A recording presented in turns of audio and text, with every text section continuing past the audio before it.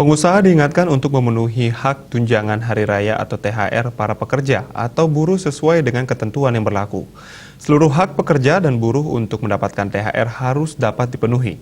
Sesuai peraturan, pengusaha harus membayar penuh THR para pekerjanya paling lambat 7 hari sebelum Hari Raya Idul Fitri.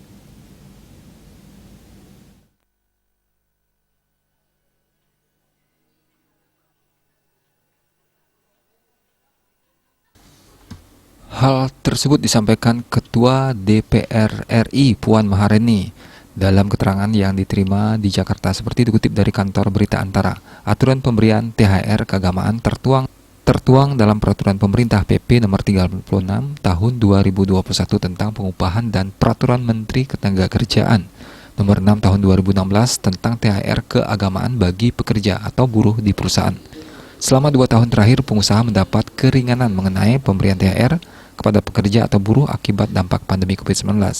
Namun, pada 2022 pengusaha kembali harus memberikan THR sesuai ketentuan yang ada berdasarkan surat edaran yang dikeluarkan Kementerian Tenaga Kemenaker. Puan mengingatkan ada sanksi bagi pengusaha yang tidak memberikan hak THR pekerjanya. Pemberian THR adalah kewajiban yang harus dilaksanakan pengusaha kepada pekerja. Perlu diingat, perusahaan yang terlambat atau tidak membayarkan THR kepada pekerjanya sesuai aturan bisa dijatuhi sanksi tegas. Puan mengatakan pemberian THR yang terlambat akan merugikan pekerja, apalagi saat ini masyarakat sudah diperkenankan mudik.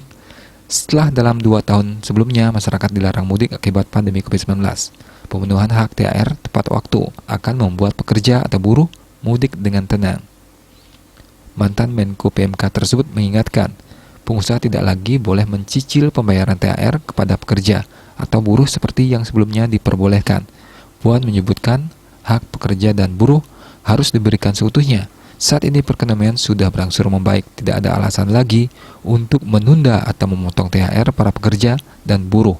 Puan meminta pekerja atau buruh untuk melapor apabila terdapat masalah terkait pemberian THR di tempatnya bekerja, baik lewat posko pengaduan yang dibuka pemerintah melalui Kemenaker ataupun melaporkan kepada DPR. Bali Pos melaporkan.